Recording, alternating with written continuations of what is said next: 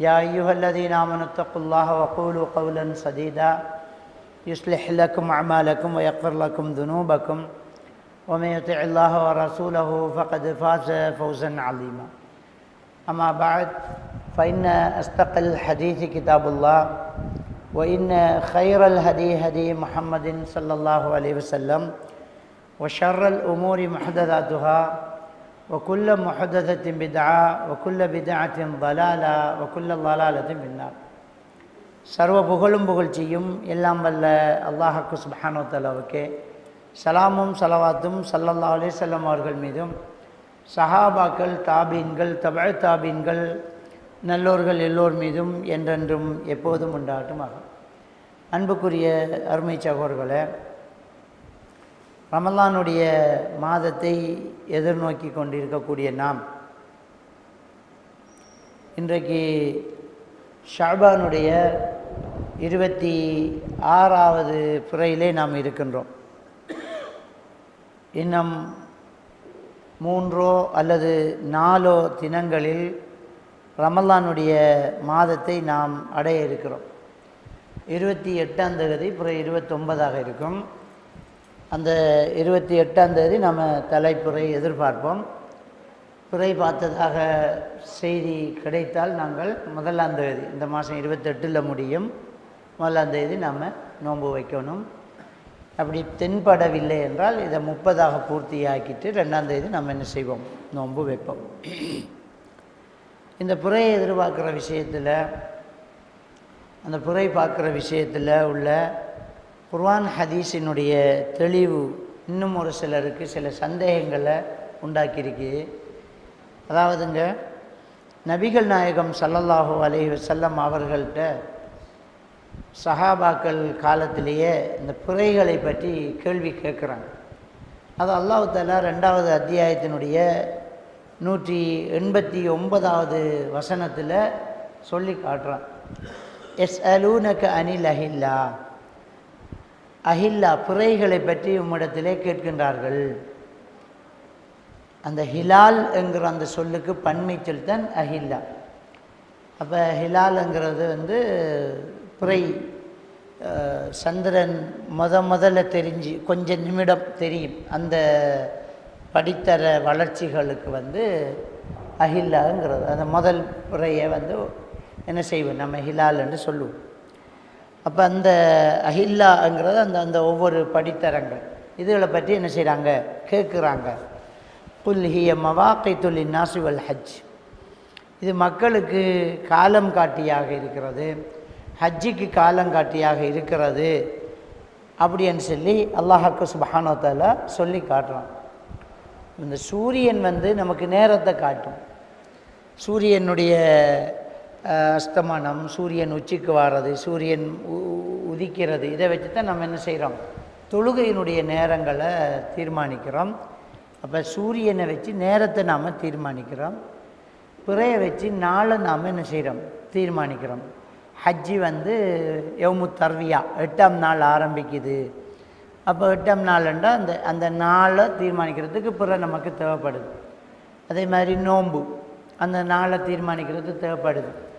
அதே மாதிரி பெண்கள் இதா இருக்கிறது, மரணிச்சா 4 மாதம் 10 நாள் இருக்கணும், தலாக் சொன்னால் 3 மாதம் இருக்கணும், ஹுலா கொடுத்தா 1 மாதம் இருக்கணும். அப்போல்லாம் அதெல்லாம் அந்த பிறையை வச்சு ஒரு 3 மாதம்ண்டா எந்த கணக்கில் 3 மாதம், பிறை இத்தனையிலிருந்து 8லேருந்து 8 வரைக்கும் 1 மாதம், அதுதான் என்ன செய்கிறது, சொல்கிறது. அப்போ இப்படி மவாகித்து லின்னாஸ், மக்களுக்கு ஒரு காலங்காட்டியாக இருக்கிறது. அதே மாதிரியாக ஒல் ஹஜ்ஜிக்கு காலங்காட்டியாக இது இருக்கிறது அப்படிங்கிற விஷயத்தை அல்லாஹ்வுக்கு சுப்ஹானஹு வ தஆலா அல் குர்ஆனில் சொல்லி காட்டுறான். அப்போ இந்த பிறை விஷயத்தில் பிறையை பார்த்து நோன்பு வைங்க, பிறையை பார்த்து நோன்பை விடுங்கன்னு ஸல்லல்லாஹு அலைஹி வஸல்லம் சொல்கிறாங்க.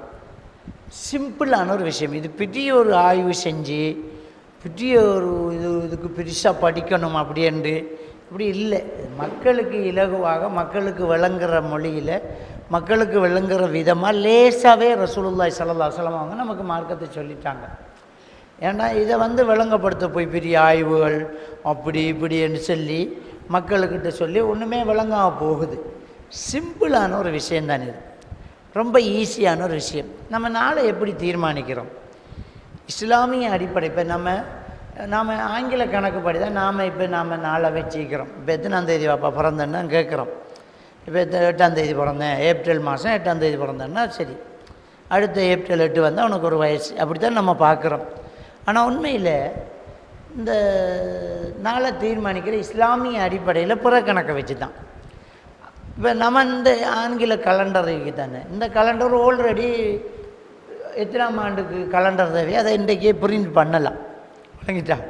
ஆனால் இஸ்லாமிய கலண்டரை வார மாதத்தை இப்போ பிரிண்ட் பண்ண முடியாது. ஏன்னா புற 29 நிறுத்தி அடுத்த நாள் 1 அல்லது புரை 30ங்கிறது அந்த மாதம் எண்டில் தான், முடிவில் தான் தெரிய வரும். இப்போ அதை கணக்கெடுக்க முடியாது. அப்போ கலண்டரை மொத்தமாக பிரிண்ட் பண்ண இயலாது. ஒவ்வொரு மாதமும் கலண்டர் வரும். இதை இன்றைக்கி ஜம்மியத்துல் உலமா அமுல்படுத்திட்டு இருக்குது. அது இல்லைங்க, ஜம்மியத்துல் உலமாவில் என்ன செய்வாங்கன்னா ஒவ்வொரு மாதம் கலண்டர் அனுப்பி வைப்பாங்க. எங்கள் மதரசாக்களுக்கு, முக்கியமான சில பள்ளிவாசலில் பதிவு செய்யப்பட்ட பள்ளிவாசல்களுக்கு என்ன செய்யணும்னா அடுத்த மாதம், இந்த மாதம் வந்து தலைப்புற தென்பாட்டுட்டாமன்னா அந்த அந்த மாதத்தை அழகாக பிரிண்ட் பண்ணி அனுப்புவாங்க. ஆனால் மொத்தமாக அடிக்க முடியாதுல்ல. அப்போ ஏன் அது அப்படின்னு சொன்னால், இப்போ பெருமானார் ஸல்லல்லாஹு அலைஹி வஸல்லம் அவர்கள் மாதத்தை தொடங்குறத ரொம்ப சிம்பிளாக சொல்லிட்டாங்க. மாதம்ங்கிறது 29 பேரும் 30 பேர். அதை கையாலேயே அந்த எழுதவும் படிக்க தெரியாத சஹாபாக்களுக்கு அஷ்ஷஹுரு ஹாக்கதா அப்படின்னு 2 கையையும் பிரித்து ஒரு தடவை, 2 தடவை, 3 தடவை என்ன செய்கிறாங்க, ஒண்டை பொத்திக்கிட்டு காட்டுறாங்க 29. வழங்கிட்டா. இப்படியும் பெறும் ஒரு மாதம் என்பது இப்படியும் பெறும், புற தென்படலாட்டி 30 பெறும் அப்படிங்கிறத நபிகள் நாயகம் ஸல்லல்லாஹு அலைஹி வஸல்லம் நேராங்க சொல்லி காட்டுறாங்க. அப்போ அதை சொல்லும்போது என்ன சொல்கிறாங்கன்னா, சூமூ லி ருயத்திஹி வ அஃப்திரு லி ருயத்திஹிங்கிறாங்க. புறையை பார்த்து நோன்பு வைங்க, புறையை பார்த்து பெருநாள் எடுங்கங்கிறாங்க. நோன்பு முடித்தா இப்போ நோன்பு பெருநாள் எப்போ வரும்? நோன்பு பெருநாள் ஷவ்வால் மாதம் 1ஆம் நாள் நோன்பு பெருநாள் வரும். சில பிள்ளைகள்கிட்ட இந்த பொது அறிவுக்கு இந்த கேள்வி கேட்பாங்க, நோன்பு பெருநாள் எப்போ வருவோம்னா நம்ம எல்லாம் பாஞ்சு விழுந்து ரமலான் மாதம் பெரும்போம். இல்லை, நோன்பு தான் ரமலான் மாதம் பெறும், பெருநாள் அடுத்த மாதம்தான் பெறும். வணங்கிட்டா. ஏன்னா அந்த மாதத்தை முடித்து அடுத்த மாதம் 1ஆம் தேதி நோன்பு. அஃப்திரூலி ரூயத்தி என்றா என்ன? நோன்பை முடிங்க, நோன்பை முடித்து அஃப்திருன்னா என்ன? ஈதுல் ஃபித்ர். ஈதுல் ஃபித்ர்ன்றா நோன்பு பெருநாள். அஃப்திரு அப்படின்றதுன்னா ஈதுல் ஃபித்ர் எடுங்க, நோன்பை விடுங்க என்ற அர்த்தம் எல்லாம் என்ன செய்யும் அதில் வரும். அப்போ அது நோன்பை புறையை பார்த்து தான் என்ன செய்யுங்க, நீங்கள் எடுங்க. அப்போ புறையை பார்த்து தான் ஒரு மாதத்தை தொடங்கணுங்கிறத ஸல்லல்லாஹு அலைஹி வஸல்லம் நீராங்க சொல்லி தந்துட்டாங்க. ஆனால் நம்ம எல்லாருமே நல்லா வழங்கணும். எல்லாருக்கும் புரை தென்படுற வாய்ப்பு இல்லை. இப்போ தலைப்புற கொஞ்ச நேரம் தான் நிற்கும் பானத்தில், அது எல்லாருக்குமே நம்ம தெரியும். புறையை கொஞ்சம் நேரம் பார்த்துட்டு இருப்போம், வாடப்பா வாழன்று சில வீட்டுக்குள்ளே இருக்கிற ஆளை கூட்டி அவர் விறக்குள்ள மறைஞ்சிடலாம். சில நேரம் தலைப்புற கொஞ்சம் நேரம் தான் என்ன செய்யும், நிற்கும். இந்த 2வது 3வது புறை தான் ஃபுல்லாக வானத்தில் என்ன செய்யும், நிற்கும். அப்போ அந்த புறையை எல்லோரும் பார்க்குறது சாத்தியம் இல்லை. இன்னொரு விஷயம் இருக்குது, உலகத்தில் இந்த பூகோள அமைப்பு, இந்த பூமி சுற்றுற அமைப்பு இருக்குதானே, இந்த அமைப்பில் எல்லா பகுதியிலையும், இந்த உலகத்தின் எல்லா பகுதியிலையும் மக்கள் வாழ்கிறாங்க. துருவ பிரதேசங்கள்லையும் மக்கள் வாழ்கிறாங்க. அந்த துருவ பிரதேசங்கள்னா அந்த பூமியினுடைய அந்த சுழற்சியில் அந்த மையம் இருக்குது. ஒரு பந்தை சுற்றுறண்டா இந்த பகுதி இப்படி சுற்றும், அப்போ இந்த ஓரத்தில் இருக்கிறத இப்படி சுற்றும், சிலவாச்சான் சுற்ற போகுது. பெரிய பகுதி இப்படி சுற்றுதுண்டா, பூமி ஒரு பந்தை இப்படி சுற்றிட்டிங்கண்டா, இது ஒரு பந்து இப்படி சுற்றிட்டிங்கண்டா இந்த பகுதி இப்படி சுற்றும், வடத்தரிக்கிறது இப்படி சுற்றும், சிலவா அதில் வட்டம் குறைய இருக்கும். என்ன அதான் துருவ பிரதேசங்கள். அல்லாஹ் தஆலா பெரும்பாலும் அது மனுஷன் வாழ முடியாத பனிகள் உறையக்கூடிய பகுதிகளாக. இப்போ கனடாவில் ஒரு பகுதி அப்படி இருக்கும், துருவ பிரதேசங்கள். அந்த பகுதியில் இருக்கிறவர்களுக்கு 6 மாதம் வெயில் இருக்கும், மாதக்கணக்கில் பகல் தனி இருக்கும், சூரியன் இப்படி சுற்றிக்கிட்டு இருக்கும். நமக்கு சூரியன் கிழக்கில் உதிச்சு மேற்கில் மறைஞ்சிக்கிட்டு இரவாயிட்டு இருக்கும், வழங்கிட்டா. அங்கே அப்படி இல்லை, சூரியன் இப்படி சுற்றும். நேரத்தை பார்த்து இரவா போயிட்டு 9 மணியாக போயிட்டு தூங்க மாட்டு தூங்குறான்னு பகலாக தண்ணி இருக்கும். அதே மாதிரி இரவாக இருக்கும், விளங்கிட்டா. அப்போ இன்னும் சில பகுதிகளில் பார்த்தா இத்தாலி போன்ற பகுதிகளை எடுத்து பார்த்திங்கன்னா ஒரு காலத்தில் பகல் கூட இருக்கும், இன்னொரு காலத்தில் இரவு கூட இருக்கும். ஆனால் நோன்பு பிடிக்க 2-3 மணித்தேலத்தில் சுரக்கிற அளவுக்கு பகல் வரும். சில நேரம் நோன்பு 20 மணித்தேலம் 21 மணித்தேலம் நோன்பு வாரதெல்லாம் இருக்கும் பகலைக்கு. அப்போ அந்த சுழற்சியினுடைய வித்தியாசங்கள் தானே. அப்போ இந்த பகுதியிலே பிறையை பார்க்க முடியுமா? பிறையை பாருங்கள், பிறையை பார்த்து நோன்பு வைங்க, பிறையை பார்த்து நோன்பை விடுங்கண்டா சில பகுதிக்கு வருஷக்கணக்கில் பிறையை பார்க்க இல்லாது விளங்கிட்டாங்க. பிறையை பார்க்க இல்லாட்டி 30 பூர்த்தியாக்கணும் தான். ஆனால் அந்த மாதம் இல்லை, அடுத்த மாதம் மேலும் பார்க்கணுமே. இது வருஷக்கணக்காக பிறையை பார்க்க இல்லாட்டி அவங்க ஒவ்வொரு மாதத்தையும் 30 பூர்த்தி ஆகிட்டு போனால் ரொம்ப வித்தியாசம் பெறப்போது பாருங்க. அப்போ இந்த இடத்துல இந்த இஸ்லாமிய மார்க்கம் எல்லா காலத்தில் எல்லா மக்களுக்கும் பொருத்தமான மார்க்கம் என்று நம்ம அடித்து சொல்கிறோம் விளங்கிட்டா. இப்போ நம்ம வெஜிடேரியன் நான் வெஜிடேரியன்னு நம்ம சொல்கிறோம் தானே. தாவர உண்ணி விலங்குண்ணி. இப்போ சில மதங்கள் இலங்கையில் உலகத்தில் சில ஆக்கள் இருக்கிறாங்க, அவங்க என்ன செய்ய மாட்டாங்க, மரக்கறி மட்டும்தான் சாப்பிட்றாங்க, இலகோலை தான் சாப்பிட்றாங்க, வெஜிடேரியன் அப்படி சொல்லுவாங்க. நாங்கள் மாமிசம் சாப்பிட மாட்டோம், மீன் சாப்பிட மாட்டோம், முட்டை சாப்பிட மாட்டோம், பால் குடிக்க மாட்டோம், இறைச்சி தின்ன மாட்டோம், என்ன இறைச்சி சாப்பிட மாட்டோம் என்று சொல்லுவாங்க. ஆனால் இது ஒரு கடவுள் கொடுத்த ஒரு கொள்கையாக இருந்தால் தாவரமே வராத பகுதிகளில் இப்போ துருவ பிரதேசங்களில் இருக்கிறவங்க அந்த மீனை வேட்டையாடி அந்த அதில் வாழக்கூடிய விலங்குகளை வேட்டையாடி அந்த மாமிசத்தான் சாப்பிட முடியும். அங்கே தான் மரஞ்செடி இல்லையே. அப்போ என்ன செய்கிறவங்க வாழ முடியுமா? அப்போ நாம் என்ன சொல்ல மாட்டோம், இறைவன் நமக்கு அரைக்கும் பல்லையும் வச்சு வெட்டும் பல்லையும் வச்சிருக்கிறான். இல்லைங்கிட்டா, வேட்டை பல்லும் இருக்குது, நமக்கு அரைக்கும் பல்லும் இருக்குது. அப்போ ரெண்டும் சாப்பிடக்கூடியதான் மனுஷனை நல்லா படைச்சிக்கான். இப்போ சிங்கம் புலிக்கெல்லாம் வந்து வேட்டை பல் இருக்கும், மாடு ஆடுக்கெல்லாம் வந்து அரைக்கும் பல் இருக்கும், நமக்கு ரெண்டுமே இருக்குது. அப்போ இறைவன் நம்மளை ரெண்டையுமே சாப்பிட்ற மாதிரி படைச்சிக்கிறான், எல்லா காலத்துக்கும் பொருத்தமானது. அப்படி வெஜிடேரியனாக மட்டும் இருக்க முடியுமா? உலகத்தில் துருவ பிரதேசங்களில் தாவரம் இல்லாத பகுதிகளில் வாழ்கிறவன் விலங்கை வேட்டையாடி தான் சாப்பிடணும், மாமிசத்தை தான் சாப்பிடணும், மீனை பிடிச்சி தான் சாப்பிடணும். அப்போ பாருங்கள், இஸ்லாம் எல்லா காலத்துக்கும் பொருத்தமானது இதெல்லாம் சொல்கிறோம். இந்த புற விஷயத்தில் மட்டும் ஏன் நான் சொல்ல மாட்டேங்கிறோம்? இந்த புறை விஷயத்தில் ஏன் சொல்ல மாட்டேங்கிறோம்? யோசிச்சு பாருங்கள். பிறைய எல்லா உலகத்தின் எல்லா நாட்டில் எல்லா தேசத்துலேயும் பார்க்க முடியுமா? பார்க்க முடியாது. அப்போ அல்லாஹ்வுடைய தூதர் ஸல்லல்லாஹு அலைஹி வஸல்லம் அவங்க என்ன சொல்கிறாங்கண்டா, பிறையை பார்த்து நோன்பு வைங்க, பிறையை பார்த்து நோன்பு விடுங்க.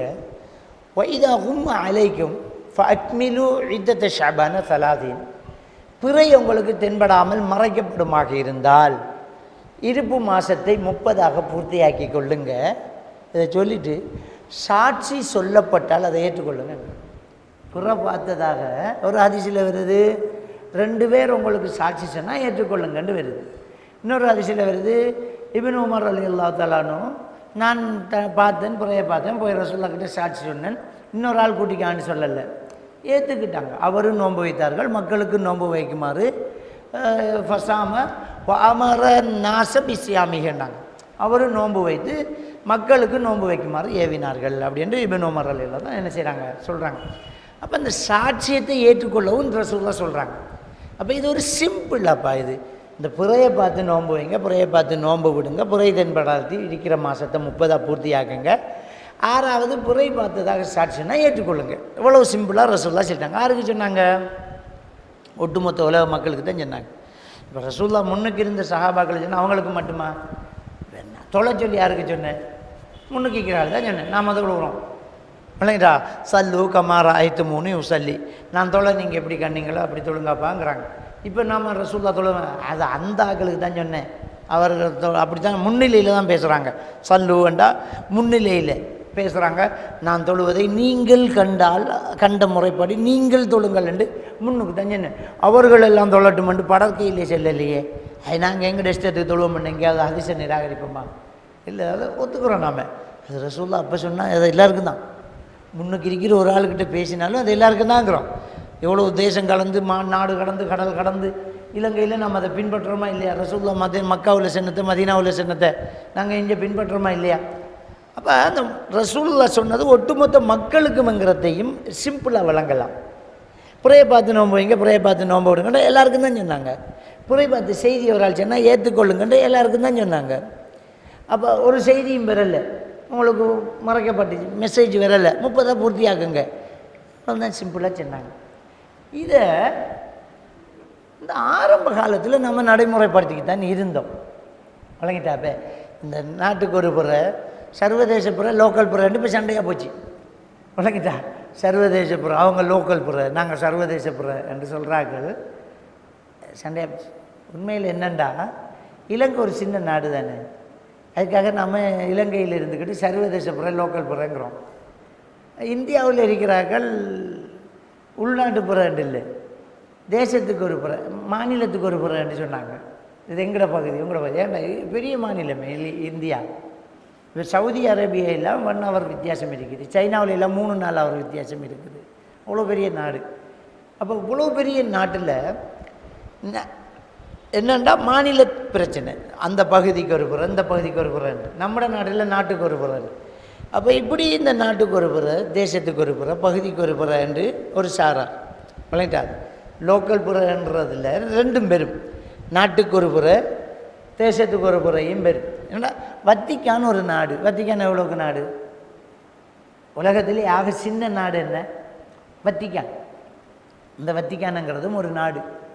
ரஷ்யாங்கிறது பெரிய நாடு, உலகத்திலே பெரிய நாடு ரஷ்யா. ரஷ்யாவும் ஒரு நாடு, அதுக்கு ஒரு புறை. அவ்வளோ பெரிய நாட்டுக்கு அவ்வளோ ஒரு புறை. வத்திக்கான் ஒரு குட்டி நாடு, அதுக்கும் ஒரு புறையா. இலங்கையை தான் நம்ம சின்ன நாடுன்னு நினச்சோம். இலங்கையை விட சின்னதான் வத்திக்கான். வத்திக்கானுக்கும் ஒரு புறை, ரஷ்யாவுக்கும் ஒரு புறையா. இப்போ பாருங்கள், அமெரிக்காவினுடைய கனடாவினுடைய ஜனாதிபதி என்ன செய்தான்னு சொன்னால், அது பிரசிடெண்ட் வந்து ராஜினாமா செஞ்சுட்டான். மக்கள் கொஞ்சம் எதிர்ப்பு காட்டிட்டாங்க. மக்கள் எதிர்ப்பு காட்டினோன்னா என்ன செய்கிறான், ராஜினாமா செஞ்சுட்டான். இப்போ தற்காலிகமான ஒரு ஜனாதிபதிக்கு தேர்தல் நடக்க போகுது.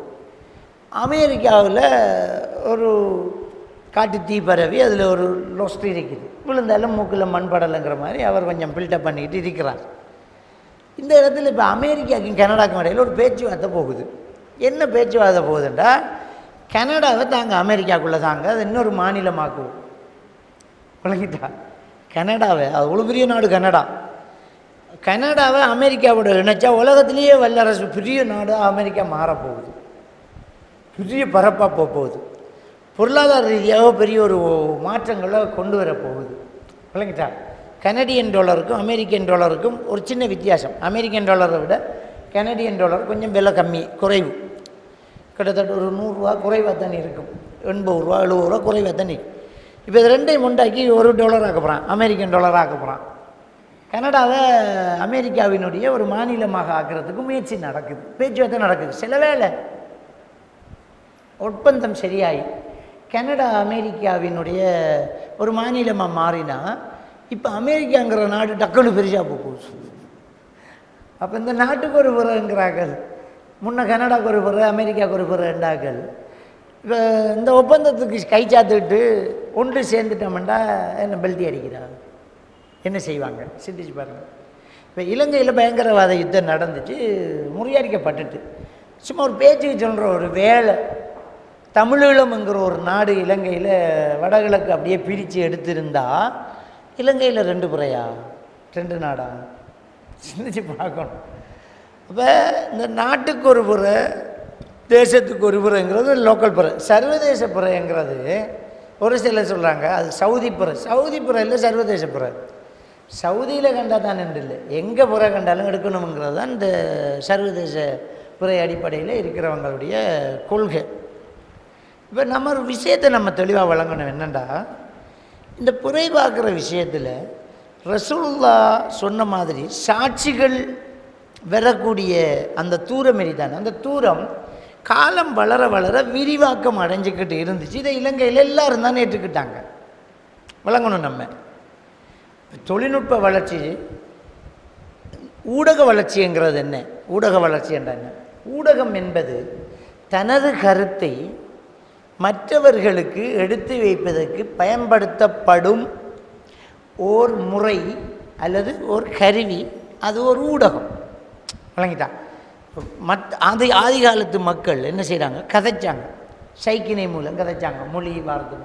அது அவருடைய ஒரு ஊடகம். புற மொழி அறிவு வந்துச்சு, அது ஒரு ஊடகம். ஒரு கவிதைகள் சொல்லி சொல்லப்படும், அது ஒரு ஊடகம். பிறகு அவருடைய கருத்தை சொல்கிறதுக்கு என்ன செய்கிறாங்கண்டா, ஆதி காலத்து மக்கள் என்ன செய்வாங்க, ரசூலுல்லாஹி ஸல்லல்லாஹு அலைஹி வஸல்லம் அவர்கள் நபியாக வரும்போது இந்த ஊடகம் எப்படி பயன்படுத்தப்பட்டது, தனது கருத்தை இன்னொரு ஆள் சொல்கிறது. ரசூலுல்லாஹ்க்கு முதல் வஹி வந்தோடனே ரசூலுல்லாஹ் எப்படி அந்த ஊடகத்தை பயன்படுத்தினாங்கண்டா, மலை மேலே ஏறினாங்க. மலை மேலே ஏறி சத்தமிட்டு ஒவ்வொரு கோத்திரமாக கூப்பிட்றாங்க. அப்போ நபி காலத்தில், நபியுடைய இந்த ஜாகிலிய காலத்தில் என்ன நடந்துச்சுன்னு சொன்னால், நிர்வாணமாக ஒருத்தர் என்ன செய்வார்ண்டா, மலை மேலே ஏறி நின்று கூச்சல் இடுவார், கத்துவார், நிர்வாணமாக நின்று கத்துவார், மக்களை திசை திருப்புறத்துக்காக. அப்போ எல்லோரும் அந்த இடத்துல ஒன்று கூட்டிடுவாங்க. எந்த அளவுக்கு அவங்கள்ட்ட இது ஒரு கட்டாய கடமையாக இருந்துச்சுன்னு சொன்னால், மலை மேலே ஏறி ஒருவர் ஒரு மெசேஜ் சொல்கிறதுக்கு கூச்சல் இடுவாராக இருந்தால், கோத்திரங்கள் குலங்கள் சார்பாக ஒரு ஆளை கட்டாயம் அனுப்ப வேணும் அப்படிங்கிற ஒரு நிர்பந்தம் அவங்களுக்கு இருந்துச்சு. ஏன்னா ரசூலுல்லாஹி ஸல்லல்லாஹு அலைஹி வஸல்லம் அவர்கள் நபித்துவத்தை எடுத்து வைக்கும்போது அல்லாஹ் குர்ஆன் வசனத்தை இறக்கினா, ஃபன்திர் அஷிரத்தகல் அக்ரபீன், உன்னுடைய குடும்பத்தாருக்கு என்ன செய்ய, அச்சமூட்டி எச்சரிக்கை செய், எல்லா மக்களுக்கு நீ சொல்லு அப்படின்னு சொன்ன உடனே ரசூலுல்லாஹ் மலை மேலே ஏறி ஒவ்வொரு கோத்திரமாக கூப்பிட்டாங்க. அப்போ போக முடியாத கோத்திரத்தில் உள்ளவங்க, வேலைப்பழு, உடல் சரியில்லை, அவங்க என்ன செய்கிறாங்க, சோம்பறியாக இருக்கிறாங்க அப்படின்றா, அவங்களுடைய ஒரு அடிமையை நம்முடைய குலம் சார்பாக நீ போ அப்படின்னு அனுப்பி வச்சாங்கண்டு வரலாறு படிக்கும்போது நம்ம இப்போ ரஹீக்குல் மக்தூமில் அதை நம்ம பார்க்குறோம். ஒவ்வொரு கோத்திரத்தையும் அனுப்பும்போது அவங்க கட்டாயமாக எடுத்துக்கிட்டாங்க. அந்த ஊடகத்தை பயன்படுத்தும் போது கட்டாயம் இந்த மெசேஜை நம்மளோட ஒரு ஆள் போய் கேட்டுட்டு வரணும், என்னையாமண்டு பக்கத்து வீட்டில் கேட்கப்படாது, நம்மளோட சார்பாக ஒரு ஆள் போகணும், இந்த குடும்பம் சார்பாக ஒரு ஆள் போகணும். அப்படி இருந்துச்சு அவங்கள்ட்ட. அதை ரசூலுல்லாஹி ஸல்லல்லாஹு அலைஹி வஸல்லம் அவங்க கொஞ்சம் இஸ்லாமியமயப்படுத்தினாங்க. நிர்வாணமாக ஏறுறது ஹராம், உடுப்பு எடுத்துக்கிட்டு இருந்தாங்க, கூச்சல் இட்டுக்கிட்டு ஒப்பாரி வைக்கிறது தப்பு. ஒப்பாரி வைக்காமல் ஒவ்வொரு கோத்திரமாக பேர் சொல்லி கூப்பிட்டாங்க, ஒவ்வொரு கோத்திரமாக கூப்பிட்டு நான் அல்லாஹ்வோட தூதராக வந்தீங்கன்னு என்று சொன்னாங்க. அப்போ அபுலஹப் என்ன செஞ்சான், மண்ணை அள்ளி திட்டினா, இதுக்கு தானே எங்களை கூப்பிட்டேன், அலிஹாதா ஜமாஅத்தனா, இதுக்கு தானே எங்களை கூப்பிட்ட நீ. அப்போ ஒரு ஊடகம் கூப்பிட்டு இருக்குது, தப்பன் லக், உனக்கு நாசம் உண்டாகட்டும், மண்ணை அள்ளி திட்டினத்தான் தப்பத் யதா அபீலஹப், அபுலஹப் அப்படியே ரெண்டு கையை நாசமாகட்டும் வசனம் இருந்துச்சு. அப்போ அந்த ஊடகம் அப்போ எப்படி இருந்துச்சுன்னா, ஒரு இடத்துல ஏறி நின்று பேசுகிறது. அதுக்கப்புறமா முரசறைகிறது, என்ன செய்கிறது, போய் சொல்லிட்டு வாங்க அப்படிங்கிறது. உதாரணமாக நபிகள் நான் ஸல்லல்லாஹு அலைஹி வஸல்லம் அவங்க என்ன செய்கிறாங்க, பிலால் ரலியல்லாஹு தஆலா அன்ஹு இன்னும் சில சஹாபாக்களை என்ன செய்கிறாங்க, ஆரம்பத்தில் இந்த ரமலான் நோன்பு கடமையாகிறதுக்கு முன்னாடி என்ன நோன்பு, ஆஷூரா நோன்பு தான் என்ன செஞ்சுருந்துச்சு, கடமையாக இருந்துச்சு. அப்போ அந்த ஆஷூரா நோன்பு கடமையான உடனே ரசூலுல்லாஹ் என்ன செய்றாங்க, இப்போ எல்லார்ட்டையும் அறிவிச்சிட்டு வாங்க, தெருவாக போய் என்ன செய்யுங்க, எவ்வளோ தூரம் போக முடியுமோ அவ்வளோ தூரம் இந்த ஊடகத்தை பயன்படுத்துகிறாங்க, போய் சொல்லிட்டு வாங்க, இன்றைக்கு காலையில் எழும்பி யார் ஒன்றும் சாப்பிடலையோ அவங்க தொடர்ந்து நோன்பை பிடிக்கட்டும், சாப்பிட்டா கூட சாப்பிட்டதை நிப்பாட்டிட்டு மீதி நாட்களை நோன்பு வைக்கட்டும் அப்படின்னு சொல்ல சொன்னாங்க. அப்போ அந்த முறை சரைதல், அந்த ஊடகத்தை பயன்படுற போங்க போய் சொல்லிட்டு வாங்க என்றாங்க. அப்போ இந்த ஃபோனு, எஸ்எம்எஸ், ரேடியோ, டெலிஃபோன் இது இல்லை, ஆள் தான் போய் சொல்லணும், சொல்லிட்டு வாங்க அப்படின்றாங்க. அப்போ அதை வச்சு தான் நாம் இப்போ ஃபத்வா எடுக்கிறோம். என்னென்னா 29 புற எதிர்பார்த்தோம், புற தெரியலை, நாம் என்ன செய்கிறோம், நோன்பு இல்லை, நம்மளோட பாட்டுக்கு சாப்பிட்டு இருக்கோம், புறவு பகல் 10 மணி புறவு தகவல் வருது இல்லையாம், அங்கே கண்டாம் புறையை கண்டாமே மெசேஜ் பிந்தி வருது. அப்போ நாம் சாப்பிட்டது போக மிச்ச நாள் நோன்பு வைக்கணும், வழங்கிட்டாங்க. அப்போ இதுக்கு தான் அந்த ஹதீஸை வச்சு தான் நம்ம இந்த ஃபத்வா எடுக்கணும். அப்போ இது முரசறைதல், ஒரு ஆள் அனுப்புறது. அதுக்கு பிறகு என்ன செய்கிறாங்கன்னு சொன்னால், தூதுவர்களை குதிரையில் அனுப்புறது. ரசூலுல்லாஹி ஸல்லல்லாஹு அலைஹி வஸல்லம் காலத்தில் மெசேஜ்களை எப்படி அனுப்புவாங்கன்னா, இஸ்லாத்தின் பக்கம் அழைக்கிறதுக்கு கடிதங்களை எழுப்பி சில சஹாபாக்கள்கிட்ட ஒவ்வொரு நாட்டுக்கும், ரோம், பாரசீகம் போன்ற நாடுகளுக்கு எல்லாம் என்ன செய்கிறாங்கன்னா, ஒரு நபி தோழரை எடுத்து குதிரையில் அவர் தயாராகி என்ன செய்வார், போவார், எவ்வளோ தூரம் போக முடியுமோ. இப்படி அந்த ஊடகங்கள் என்ன செஞ்சிச்சு, போயிடுச்சு. அப்படி தான் ஆரம்பத்தில் இருந்துச்சு. நம்ம நாட்டிலையும் அப்படி தான் இருந்துச்சு. இப்போ நம்ம பள்ளிக்கு மோதின் லெப்பே, அதாவது மௌலவி முஅத்தினார், இது ரெண்டும் தான் இப்போ பள்ளியில் எல்லா இடத்துலையும். நல்லா யோசிச்சு பாருங்கள், ஒரு 50 வருஷத்துக்கு முன்னாடி, ஒரு 40-45 வருஷத்துக்கு முன்னாடி பள்ளியில் 3 பேர் கடமையாற்றுவாங்க. ஒரு ஆள் மோதின், இன்னொன்று லெப்பே, இன்னொன்று அதிகாரி என்று சொல்கிறது. அதிகாரி என்ற சொல் மருகி வந்ததுன்னு அது அதிகாரி, வழங்கிட்டா அவருக்கு பவர் கொஞ்சம் குறையும் மோதினை விட. அண்ணெல்லாம் கோழி இந்த பாய்லர் கோழி கடைகள் இல்லை. நாங்கள்லாம் சின்ன வயசில் நாட்டுக்கோழி தான். கோழியை மோதின்னு தான் தக்பீர் பண்ணணும். நாம் தக்பீர் பண்ணுற ஆறாம் மண்ட மாதிரி தான் மக்களை நிலைப்பாட்டு இருந்துச்சு. பள்ளியில் மோதினார் காலையில் இருந்துக்கிட்டு 11 மணி வரைக்கும் கத்தியோடு இருப்பார். மோதினார் போடணுன்னா தண்ணி பறிக்கி கோழியை அந்த கழுத்துக்குள்ளே இருக்கிற முடி வீச்சு போட்டு அவர் தக்பீர் பண்ணி தருவார். அவர் காசு கொடுக்குறது 5 ரூபா 2 ரூபா 10 ரூபான்னு அந்த காசை கொடுக்குறது. சரியா? காசு கொடுத்துட்டு கோழி தக்பீர் பண்ணி மோதினார் லீவுன்னா அந்த கோழி இறக்குற வேலை அதிகாரி பார்ப்பார். இந்த அதிகாரியோட வேலை என்னண்டா நோம்பு புற பார்த்துட்டாங்க என்கிற தகவல், அதே மாதிரி பெருநாள் புற தென்பட்டுட்டாம் அப்படிங்கிற தகவலை அந்தந்த பள்ளி ஏரியாவுக்குள்ளே தெருவில் கூவண்டு தட்டி ஆனால் ரப்பானம் அடிப்பாங்க.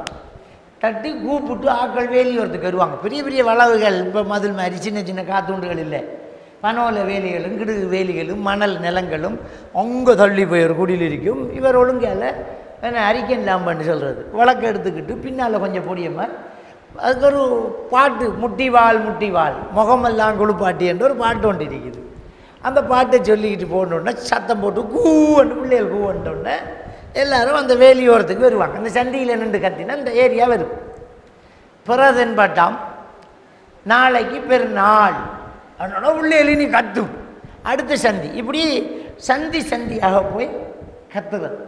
அது மட்டும் இல்லை, இந்த ஸ்பீக்கரு இதெல்லாம் இல்லாத காலத்தில் நம்மட அக்கிரப்பத்தில் இந்த சின்ன பள்ளியில் இன்னும் இறுக்கி போய் பாருங்கள். பெரிய ஒரு ரப்பானம், இந்த ரப்பானத்தில் ஓங்கி அடிப்பாங்க.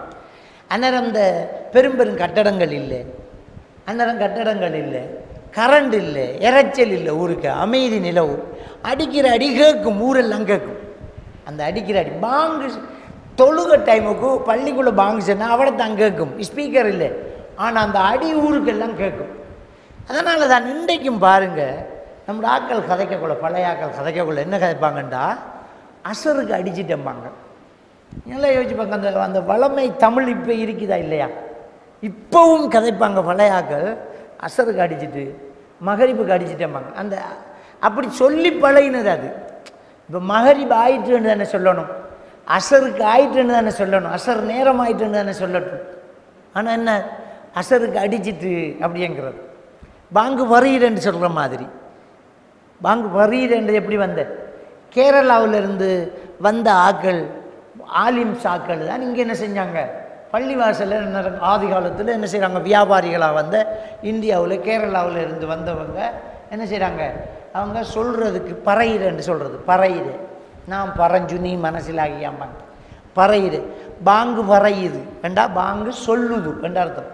அது அவங்க சொல்லி பாங்கு சொல்லி போட்டு போனதால் இன்றைக்கு நம்மள ஆட்கள் பாங்கு பறையுதுன்னு சொல்கிறது. தமிழ் அது பாங்கு பறையுதுங்கிறது தமிழா, பறையுது பாங்கு சொல்லுது என்கிற சொல் மருகி வந்தாலும் வளமையாக இருந்ததுனால அதை விட மாட்டேங்கிறோம். பாங்கு பறையுது, பாங்குக்கு மட்டும் பறையுதம்பம், பாங்குக்கு மட்டும் பறையுது. ஆனால் பயானுக்கு மட்டும் பயான் சொல்கிறாருன்னு சொல்கிறது, பயான் பறையிறாருன்னு சொல்கிறதில்ல. வழங்கிட்டா அது மாதிரி இந்த அதானுக்கு அடித்ததால் இன்றைக்கு நாம் நேரடா அசருக்கு அடிச்சிட்டு மகரிப்புக்கு அடிச்சிட்டு நம்ம சொல்கிறது. அப்போ இந்த ஊடகங்கள் என்ன செய்தண்டா முரசறைகிறது தம் அடிக்கிறது இப்படி வந்துச்சு. வந்து அதுக்கு பிறகு இந்த புறாக்கள் வளர்ந்தாங்க. புறாக்கள் என்ன செய்கிறாங்க வளர்க்குற ஒரு நாட்டு மன்னன் இன்னொரு நாட்டு மன்னனுக்கு என்ன செய்வாங்கண்டா, நாடண்டா என்ன ஒரு நிலப்பிரபுகள் ஒரு பகுதிக்கு ராஜா, அவங்க புறாக்கள் இப்போவும் அந்த புறா இருக்கு. இப்போ நம்மளோட பிள்ளைகள் வளர்க்குற புறாவில் அந்த புறா இருக்கு. என்னன்னு சொன்னால் இப்போ கொழும்புல இருந்து புறா வெஞ்ச விற்பாங்க, 1 லட்சம் ரூபாய்க்கு புறா வேண்டியது விட்டா கொழும்புக்கு போய்த்திரும். அது விட்டா கொழும்புல போய்த்திரும். அந்த புறாவோட காலை அட்ரஸ் அடிச்சிருக்கும். சில இடங்களில் சில புறாக்கள் வரும், அந்த புறாவில் வந்து காலை கட்டிருக்கு, எடுத்து பார்த்தா அட்ரஸ் இந்த புறா வந்தால் எங்களுக்கு கால் பண்ணுங்க. அங்கே பார்த்தா அம்மாந்தோட்டையிலேருந்து ஒரு புறா வந்திருக்கு, நம்முடைய சென்ட்ரல் பள்ளியில் பிடிச்சி பார்த்தா அம்மாந்தோட்டையிலேருந்து கால் பண்ணால் வந்து அது பெரிய விலை கூடினது வந்து எடுத்துகிட்டு போகிறான். அப்போ அந்த புறா அப்படி தான் வளர்ப்பாங்க. அந்த கவர்னரும் இந்த கவர்னருக்கும் ஒரு புறா இருக்குது, இந்த கூட்டில் திறந்துட்டு அங்கே போகும். அவரை புறாவை இவர் வேண்டி கொண்டு வந்து வச்சிருப்பார். விளங்கிட்டா 2 கவர்னர் இருக்காங்கண்டா அந்த மன்னன் என்ன செய்வாருன்னா இவரை கூட்டில் வளர்த்த புறாவை அவர் அடைச்சி வச்சிருப்பார், அவரை கூட்டு புறாவை இவரை அடைச்சி வச்சிருப்பார். அவர் மெசேஜ் அடிக்கண்டா இவரை புறாவை திறந்து விடுவார் கடிதத்தோட. அது இங்கே வந்துடும். புறாவுக்கு சொல்லிக் கொடுக்குறா இந்த அட்ரஸுக்கு இந்த நம்பருக்கு போகணும்னு சொல்லிக் கொடுக்கலுமா? இல்லை, நம்ம யோசிக்கணும். அந்த காலத்தில் புறாக்களில் தூது விட்டார்கள்டா, எப்படி விட்டாங்க, என்ன டெக்னாலஜின்னு யோசிச்சோமா? என்ன டெக்னாலஜின்னா, அவன் குதிரையில் ஒரு ஆள் வந்து இவரை புறாவை வேண்டிக்கிட்டு அவரை புறாவை கொடுத்து போட்டு போவார். நம்ம ரெண்டு பேரும் ஒரு கம்யூனிகேஷன் வைக்கணும். வழங்கிட்டா. இப்போ உதாரணத்துக்கு ட்ரிங்கோவில் ஒரு ஆட்சி செய்கிற ஒரு ஆள் என்ன செய்வார்னா, அங்கே குதிரையில் ஒரு ஆள் அனுப்புவார், அவரை புறாவை உடைஞ்ச வருவார். அவர் புறா எப்படி வளர்த்து வேண்டாம், எங்கே வேணாலும் அங்கே வந்துருக்கு. அவரை புறா வஞ்ச தந்து விட கூட புறாவை தாங்க மெசேஜுகள் அனுப்புறதுக்கு வேண்டி எடுத்து வழங்கிட்டா. போய் அவர் இங்கே நேரம் செய்தி அனுப்புகிறேன்டா எழுதி போட்டு அவரை காலை கட்டி விட்றாரு. புஷ்ஷன் அது இங்கே வரும். இவரை கூட்டுக்க புறா வந்திக்க அவன் மெசேஜ் வந்து எடுப்பார் அப்படின்ட்டு ரிப்ளை பண்ணுறதுக்கு அவரை புறா இருக்கும். அந்த புறாவில் கட்டி விட்றல அது போகாது. அவரை புறா இவரை கூட்டுக்கு அணிருக்கு. இவர் அவுட்டு போட்டு விடுவார். முன்னாடி இங்கே படையெடுத்துக்கு வந்துடாது, நான் கவனமாக தான் இருக்கணும். அப்போ இதுதான் அந்த அந்த ஊடகங்களாக ஆரம்பத்தில் இருந்துச்சு. இது இப்போ அப்படியே போய் நம்மட நாட்டிலேயே ட்ரிங்கோவில் கண்ட குறைக்கு இங்கே நோம்பு பிடிச்சோமா தெரியுமா? இல்லை. வண்டியில் மாட்டை பூட்டிட்டு எவ்வளோ தூரம் நம்ம ஓடலாம்? ஒரு நைட்டு சகருக்கடையில் தூரத்துக்கு தானே நம்ம போகலாம். அடுத்த நாளுக்கு என்னத்தை போக, அவருக்கு புற தெரிஞ்சிருமே. ரெண்டாம் புறம் இன்னும் பானத்தில் நின்றுமே. முதலாம் புறம் தான் கொஞ்சம் நேரம் நிற்கும். அப்போ நினைக்கிற பொத்திவிலுக்கு கண்ட புற நமக்கு வாரல்ல, கொழும்பில் கண்ட புற இம்பாசிபிள் நமக்கு வாரல்ல, யாழ்ப்பாணம் கண்ட புற இஞ்சல வாரலை. இப்படித்தான் நாம் இருந்தோம். இலங்கைக்குள்ளேயே ஒவ்வொரு பகுதியிலையும் அவிய கண்ணுக்கு எட்டின தூரத்துக்கும் அவிய மாட்டு வண்டியிலையும் குதிரை வண்டியிலையும் எட்டின தூரத்துக்கு தான் நாம் நோன்பு வச்சுக்கிட்டு இருந்தோம், புற பார்த்துக்கிட்டு இருந்தோம். வழங்கிட்டாங்க. அப்படியே இலங்கையில் வானொலி வந்து அந்த வானொலியில் ரேடியோவை பிடிச்சி அதில் எஃப்எம் பிடிச்சி என்ன செய்கிறது, கேட்டுக்கிருக்கிறது, செய்தி கேட்குறது. அந்நேரம் அதான் ஊடகம். அந்த செய்தியில் அங்கே கொழும்பில் புற கண்டா மட்டும்தான் மற்ற இடத்துல ரேடியோவில் வரும். ஏண்டா கொழும்பில் கண்டா தானே ரேடியோவில், இங்கே கண்டு கொழும்புக்கு போகணுமே. அப்போ என்ன டெலிஃபோன் வசதிகள் வந்துச்சு. டெலிஃபோனில் சொல்கிறது, டெலிஃபோன் வந்துச்சு. அந்நேரம் லேண்ட் ஃபோன். அப்போ என்ன செய்யணும்னா மெல்ல மெல்ல இந்த புறை செய்தியை இலங்கைக்குள்ளே நாம் எடுக்கும். எடுத்து இலங்கையில் இந்த கிழக்கு மேற்காக ஒரு 360 கிலோமீட்டர், வடக்கு தெற்காக ஒரு 450 கிலோமீட்டர் நாம் இருக்கோம். யாழ்ப்பாணத்துக்கும் காலிக்கும் ஒரு 450-460 கிலோமீட்டர் இருக்கும். இவ்வளவு பரப்புக்குள்ளே நாம் என்ன செஞ்சோம், ரேடியோ நியூஸு டெலிஃபோன் வசதி வந்துட்டு டெலிஃபோனில் சொல்லுவாங்க, அங்கே புற கண்ட செய்தியை சொல்லுவாங்க, இலங்கைக்குள்ளே புற எடுத்து. இதுக்குள்ளே இலங்கையில் உள்ள உலமாக்கள் அது காலிப்புறையை நாங்கள் எடுக்கல, அது அவ்வளோ தூரம், அது யாழ்ப்பாணப்புறை எடுக்கலான்னு சண்டை பிடிச்சாங்களா? சண்டை பிடிக்கல. அது எப்படி, அது குதிரையில் போய் சென்னத்தை மாட்டு வண்டியில் போய் சென்னத்தை இப்போ டெலிஃபோனில் சென்ன எடுக்கலாமான்னு 10 ரூபா போட்டாங்களா? எடுக்கலை. அதான் நான் யோசிக்கணும். நீங்கள் இலங்கையில் உள்ள உலமாக்கள் இந்த லோக்கல் புற என்று சொல்கிறாக்கள் இந்த டெலிஃபோனில் வந்தால் நான் எடுக்கணும்னு சொன்னாங்களா? எடுக்கிறாங்க. ஒரு விஷயத்தை விளங்கணும். நான் இந்தியாவுக்கு நிகழ்ச்சிகளுக்கு போன நேரம் இலங்கையினுடைய அந்த கரையோரத்தில் இருக்கக்கூடிய ஊர்கள் வந்து ராமேஸ்வரம், காயல்பட்டினம், அதராம்பட்டினம், இந்த ஏரியாக்கள் நிகழ்ச்சிகளுக்கு போனால் அங்கே இருக்கிறவங்க இலங்கைக்காரன்னு சொல்லுறது கொழும்புக்காரன்னு தான் சொல்லுவாங்க. கொழும்பு நம்முடைய தமிழ் அங்கே இருக்குது. வழங்கிட்டாங்க. இப்போ காயல்பட்டினத்துலாம் காக்கான்னு சொல்லுவாங்க, காயல்பட்டினத்துலாம் அதிராம்பட்டினம் காக்கான்னு சொல்லுவாங்க, லாத்தான்னு சொல்லுவாங்க. நம்மளோட சம்மாந்துறையில் பேசுகிற மாதிரி லாத்தான்னு சொல்லி வந்து என்ன செய்யும், அவங்கள்ட்ட வெறும். அப்போ இந்த தமிழ் அங்கே இருக்குது. அவங்க என்ன சொன்னாங்கண்டா, நாங்கள்லாம் அந்த காலத்தில் தலைநோம்பு பிடிக்கிறதுக்கும் பெருநாள் எடுக்கிறதுக்கும் சிலோன் ரேடியோ தான் நாங்கள் பிடிப்போம்னு சொல்கிறாங்க. சிலோன் ரேடியோ பிடிப்போம், அங்கே நல்லா பாடுவோம். 40 கிலோமீட்டர் தானே. ராமேஸ்வரத்துக்கும் தலைமன்னாருக்கு எத்தனை கிலோமீட்டர்? 35 கிலோமீட்டர் தானே. 33 கிலோமீட்டர், 35 கிலோமீட்டர் 50 எடுங்களேன். யாழ் இஞ்சைக்கும் நம்மளோட காத்தாங்குடிக்கும் உள்ள தூரம் தானே. நம்மளோட அக்கரைப்பத்துக்கும் காத்தாங்குடிக்கும் உள்ள தூரம் தானே 50 கிலோமீட்டர். அதை விட குறை 35 கிலோமீட்டரை வழங்கிட்டா. அப்போ அவ்வளோ பக்கத்தில் இருக்கிறனால இந்தியாவில் உள்ளவங்க என்ன சொன்னாங்கன்னா, இப்போ இந்தியாவில் உள்ளவங்க சொல்லுவாங்க, ஆரம்ப காலத்தில் நாங்கள் சிலோன் ரேடியோ தான் எங்களுக்கு புரை செய்தி. எங்களுக்கு இந்த இலங்கை இந்தியா வானொலியில் வந்து சேராது, சொல்ல மாட்டாங்க. அது எவ்வளோ தூரம்? இலங்கை தான் எங்களுக்கு பக்கத்தில், இலங்கை தான் எங்களுக்கு பக்கத்தில். இலங்கை ரேடியோவை ஸ்ரீலங்கா ரேடியோவில் தான் நாங்கள் புரை செய்தி எடுத்துக்கொண்டோம். அப்போ இப்படி வந்து இலங்கையில் என்ன செய்கிறோம்ன்றதுன்னா, வண்டில் மாடு ஊட்டி முரசரைஞ்சி ரோட்டு வழியை சொன்ன இந்த புரை செய்தியை டெலிஃபோனில், ரேடியோவில், ஃபெக்ஸில், அப்படியே டிவியில் அப்படியே வந்து முழு ஸ்ரீலங்காக்கும் எடுத்துட்டாங்க. நான் கேட்குறேன், இதை இலங்கைக்குள்ளே மட்டும் வச்சிருக்கீங்க, அப்படியே கொஞ்சம் இந்தியாவுக்கு போனால் என்ன? அதுக்கு என்ன பத்துவா? அது வேறு நாடு, இது வேறு நாடு, இது வேறு நாடுன்ற அதிசயில் வருதா? இப்போ நாடு பிரிச்சு யார்? அல்லாஹ் ரசூலா? இவ்வளோ இலங்கை இவ்வளோ இந்தியாண்டு பிரித்து போட்டு போனார் ரசூலுல்லாஹ்? சிந்திச்சு பாருங்க. சின்ன ஒரு இலங்கை ஒரு நாடு, அவ்வளோ பெரிய இந்தியா ஒரு நாடாண்டா, அது என்ன ஒரு அநியாயம்? சரி, இப்போ இருக்கிற இந்தியா முதல்ல எப்படி இருந்துச்சு? பாகிஸ்தான் பங்களாதேஷும் சேர்ந்து தானே இந்தியா.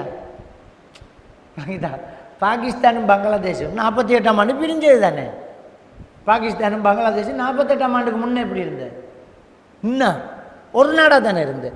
பாகிஸ்தான் பங்களாதேஷும் இந்தியான்ற இந்த மூடும் பாரத நாடாக தானே இருந்துச்சு. அது எப்படியாது? இன்னும் அமெரிக்கா கனடாவை இணைச்சிட்டு அது ஒரு நாடாயிருமே. எல்லையில் சண்டை போகுது சைனாக்கும் இந்தியாவுக்கும். அப்போ இந்த எல்லை சண்டையில் நாடு பெருசாகுது, சிறுசாகுது. சிந்திச்சு பார்க்கணும். இப்போ நாடு ஆறு விடிச்சு. இப்போ நமக்குத்தான் இலங்கை வளர்ச்சி கடலால் இருக்கிறதால இது எங்கட நாடு எங்கட நாடு சொல்கிறதுக்கு லேசி வழங்கிட்டா. ஏன்னா அந்த நாட்டை விட்டு போட்டுக்கிறாங்க. நாங்கள் அதில் நிலம் இல்லை. இந்தியா இலங்கை வெளிநாடை போய் பாருங்கள். நான் கட்டாரில் இருக்கிறவங்க காரில் சவுதிக்கு போகலையா உம்ராக்கு? குவைத்தில் இருக்கிறவங்க காரில் போகலையா உம்ராக்கு? போகலையா? என்ன அப்படியே போர்டர் சவுதி, உங்களை வேறு சவுதி குவைத்து போர்டரில் செக் பாயிண்ட், விசா காட்டணும், இமிக்ரேஷன் குத்தணும். காரில் போகக்கூடாது. காரில் போகல அவரத்தை நிப்பாட்டினா கார் வாகனத்துக்கு பாஸ் எடுக்கணும். உங்களோட நாட்டுக்காரர் இங்கே வருகுது, அதுக்கு ஒரு ஃபைன் கட்டிக்கிட்டு. இப்போ கட்டாரில் இருக்கிறவன், குவைத்தில் இருக்கிறவன் சவுதிக்கு போகணும், உம்ராவுக்கு போகணுமெண்டா என்னத்தில் போகிறான்? கார்லாம் போகிறான், கப்பல்லையாக போகிறான், ஃப்ளைட்லேயே போகிறான், கார்லாம் போகிறான். அப்போ நம்ம அக்கரைப்பத்துக்கும் அட்டாள சென்னைக்கும் ஒரு போர்டர் இருக்கிற மாதிரி அங்கே ஒரு போர்டர் இருக்கு. அஞ்சால் எங்கட நாடுன்னு விளங்கிட்டா. அப்போ அந்த போர்டரில் இருக்கிறவன்ற நிலைமை என்ன? நாட்டுக்கு ஒரு புறண்டா. சரி, நாட்டுக்கு ஒரு புறங்கிறதுல என்ன ஒரு பகுத்தறிவாதம் இருக்குன்னு எனக்கு விளங்கலை. நாட்டுக்கு ஒரு புறண்டா என்ன பகுத்தறிவாதம் இருக்குது? நாடு ஆறு பிரிச்சே. நாட்டுக்குள்ளே தனியே, நாட்டுக்குள்ளே தனியே, அது இந்த பகுதி என்று எடுக்கலாம். அந்த போர்டரில் இருக்கிற நிலைமை என்ன? ஒரு போர்டர் எதிர்த்த போல வீடு.